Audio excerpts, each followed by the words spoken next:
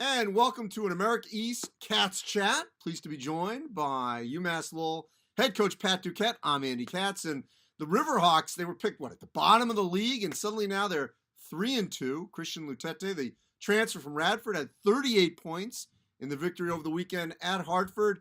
Pat, were you sandbagging everyone, or is this the real Riverhawks with a legitimate chance to catch Vermont and Stony Brook and win this league? Well, like every coach, we always downplay, I think, our team a little bit, but some of it's just because we really don't know. And I had so many new faces coming into the season, including Christian, like you mentioned, and all the freshmen. I don't think anybody knew. And truthfully, Andy, they pick us last every year, so we're kind of getting used to that. Fortunately, I don't think we'll finish last, but it's a good league, top to bottom, so somebody's got to finish last. I hope it's not us. In the non-conference, and this is true for a lot of the teams in the America East, you take your lumps. Now, that wasn't necessarily the case with Vermont and Stony Brook, but how much did you learn in the non-conference that, about your group, because you didn't know as much about it, that has prepared you for this 3-2 start so far in the league?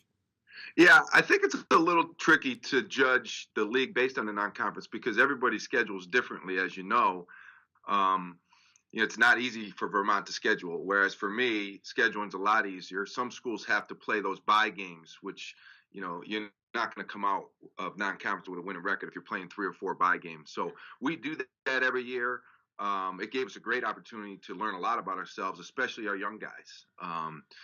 That was the big thing for me is how are we going to incorporate Christian into the mix, all these freshmen, what was our identity going to be, our rotation. That's what you're looking for in the non-conference. And we were able to do that, figure that out, and have some success as well. All right, so now how do you build off of a 38-point outing, a road win at Hartford to make sure you've got this momentum going forward to where you guys stay in this top 3 or 4 and try to get a top 3 or 4 seed come March?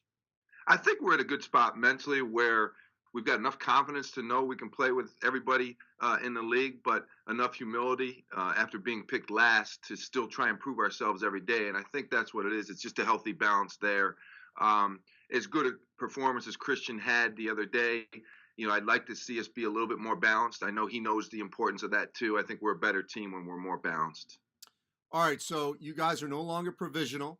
That is in the past. Yeah, we don't use that word anymore. I know. So what has it done for the psyche of this group knowing that legitimately now you guys can go to the NCAA tournament, so the seeding does matter and all that can play into, potentially having an unbelievable experience come March?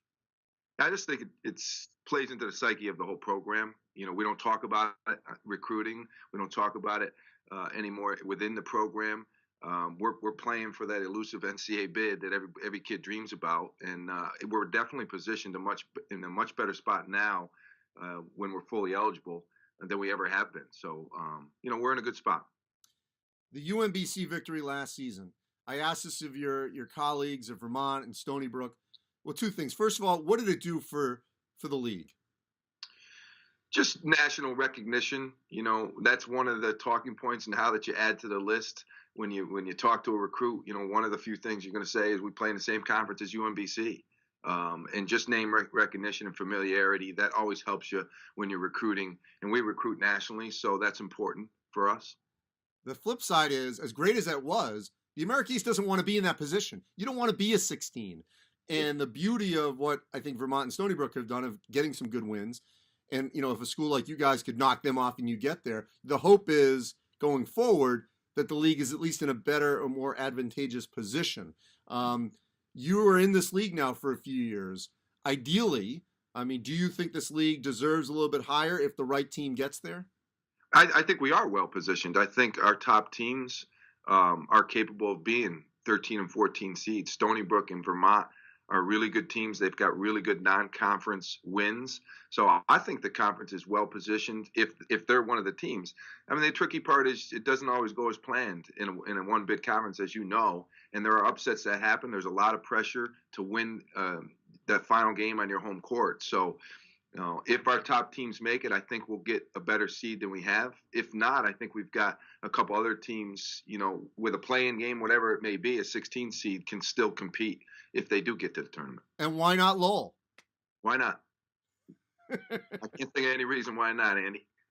Well, Pat, I appreciate you taking some time with me on this frigid Monday. Thanks, Andy. Appreciate it. Go Pats.